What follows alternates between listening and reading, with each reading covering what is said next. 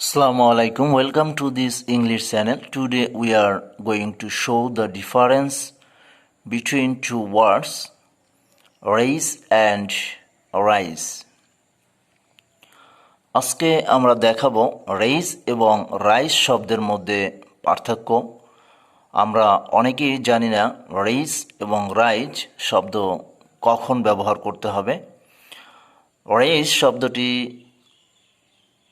এর অর্থ হলো উঠানো, উত্তোলন করা, সংগঠিত করা বা প্রতিবাদ করা।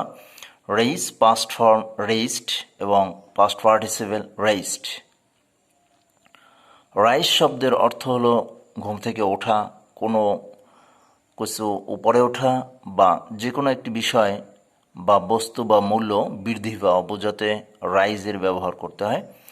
রাইজের পাস্ট ফর্ম রোজ এবং পাস্ট পার্টিসিপেল হলো রিজেন। আমরা এখানে পার্থক্য দুইটি শব্দের পার্থক্য ছক আকারে দেখিয়েছি। সাধারণত সাবজেক্টের পরে ভার্ব যখন রেইজ বসবে তারপরে অবশ্যই একটি অবজেক্ট থাকবে। রেইজ উঠানো বা উত্তোলন করা, এরপরে অবশ্যই অবজেক্ট বসাতে হবে।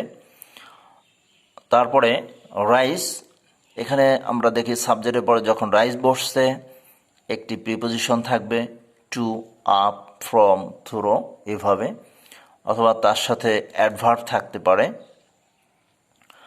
নেক্সট আমরা দেখি এখানে একটি উদাহরণ, যেমন রেইজ ইওর হ্যান্ড, তোমার হাত তুলো।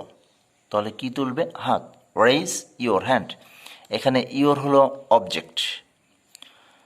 তারপরে এভাবে থাকতে পারে you raise higher position lift, অর্থাৎ তোমার অবস্থানটি উচ্চ অবস্থানে তুলো অথবা নিজেকে তুলে ধরো। এভাবে রেইজের পরে অবজেক্ট বসবে। তাছাড়া রেইজ বৃদ্ধি করা বোঝাতে যেমন অ্যামাউন্ট পরিমাণ, প্রাইস, স্যালারি, ট্যাক্স, মানি, এগুলো বৃদ্ধি করা অর্থে রেইজের ব্যবহার হয়ে থাকে। তারপরে আমরা দেখি raise blocked van an embargo and a siege, অর্থাৎ অবরোধ তুলে দেওয়া। কি তুলে দেবে? অবরোধ বা নিষিদ্ধ তুলে দেবে, নিষেধাজ্ঞা যেটা। এখানে তারপর আমরা দেখি রেইজ লিফট, অর্থাৎ উত্তোলন করা বোঝাতে এখানে আমরা দেখি মুভ উইথ হিউম্যান লিম্বস, অর্থাৎ মানুষের অঙ্গ প্রত্যঙ্গগুলো উপরে তোলা। উদাহরণস্বরূপ আমরা এখানে দেখি raise your hand object, he raised the gun and fired, সে তার বন্দুকটি তুলল এবং গুলি চালালো। They are raising a fund for the helpless, এখানে আমরা দেখি রেইজিং শব্দের পরে ফান্ড একটা তহবিল গঠন করতেছে, এবং কাদের জন্য? সেটা ফর দ্য হেল্পলেস, অসহায়দের জন্য। Next, the heroic sons raised their voice against the Pakistani rulers, Pakistani শাসকদের বিরুদ্ধে বাংলার সাহসী সন্তানেরা তাদের কণ্ঠ তুলে ধরেছিল, অর্থাৎ প্রতিবাদ করেছিল। এখানে আমরা দেখি raised এরপরে অবজেক্ট হলো এখানে their voice। নেক্সট আমরা রাইজ শব্দের ব্যবহার দেখব। রাইজ, এখানে আমরা দেখি the sea level rises gradually, সমুদ্রের স্তর ধাপে ধাপে অর্থাৎ ক্রমান্বয়ে বৃদ্ধি পায়। এখানে অ্যাডভার্ব বসছে পিপল, থিংস, এর সাথে রাইজ শব্দের ব্যবহার হয়। এখানেও রাইজ শব্দ বৃদ্ধি করা অর্থে ব্যবহার করা হয়ে থাকে। প্রাইস, নাম্বার, কোয়ান্টিটি, পাওয়ার, ইম্পর্টেন্ট, যে কোনো বিষয় গুরুত্ব বৃদ্ধি পাওয়া, সেক্ষেত্রে রাইজের ব্যবহার। আমরা কিছু উদাহরণ দেখি, যেমন হি রোজ টু হিজ ফিট, অর্থাৎ সে নিজের পায়ে নিজে দাঁড়ালো। The sun rises in the east, আমরা দেখি এখানে প্রিপোজিশন রয়েছে রাইজের পরে। তারপরে আমরা দেখি মূল্য বৃদ্ধি, the prices of daily goods are rising day by day, দৈনন্দিন যে দ্রব্যের মূল্য সেটা বৃদ্ধি পাইতেছে দিন দিন।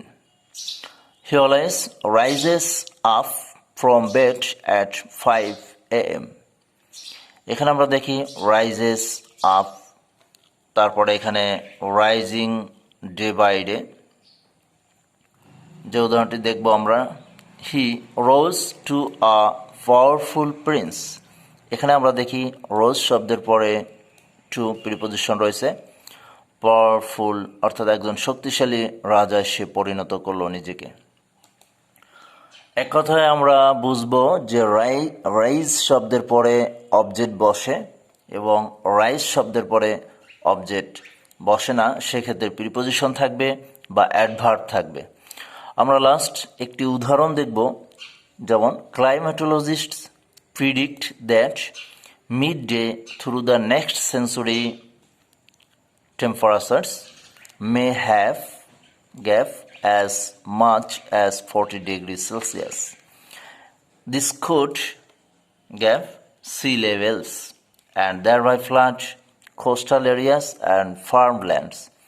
এখানে আমরা দুইটি গ্যাপ দেখতে পারতেছি। দুইটি গ্যাপে কখন রেইজ বসবে এবং কখন রাইজ বসবে। আমরা দেখি এখানে গ্যাপের পূর্বে রয়েছে মে হ্যাভ, আর এখানে পরিমাণ বোঝাতে ব্যবহার করছে as much as 40 degree Celsius. 40 degree সেলসিয়াসের মতো বৃদ্ধি পেতে পারে। তাহলে আমরা এখানে কি বসাতে পারি? এখানে মূলত অবজেক্ট দেয়া নাই, এক্ষেত্রে আমরা RISEN রিজন শব্দটি ইউজ করে দিতে পারি, যেহেতু এখানে হ্যাভ রয়েছে। নেক্সট যে শূন্যস্থানটি রয়েছে দিস কোড, এখানে মডেল অক্সিলারি ভার্ব। আর কি বৃদ্ধি পাবে? Sea levels. এখানে আমরা দেখি সি লেভেলস শেষে রয়েছে, তাহলে এখানে আমরা বসাতে পারি রেইজড, RAISED। এখানে অবজেক্ট হিসেবে সি লেভেলস রয়েছে, সেজন্য আমরা রেইজড শব্দটি বসালাম।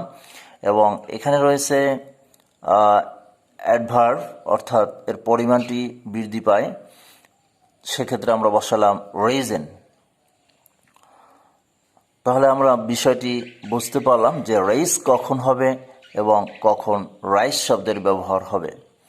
এভাবে আমরা শব্দের ব্যবহারগুলো শিখে নিতে পারি যে কোনো শূন্যস্থান বা লেখার জন্য, যাতে আমাদের লেখাটি স্পষ্ট হয় এবং সঠিক হয়, সেই বিষয়ে আমরা এভাবে লিখতে পারবো বা জানতে পারবো বিষয়গুলো। ভিডিওটি যদি ভালো লাগে অবশ্যই চ্যানেলটি সাবস্ক্রাইব করে সাথে থাকবে। Thank you all.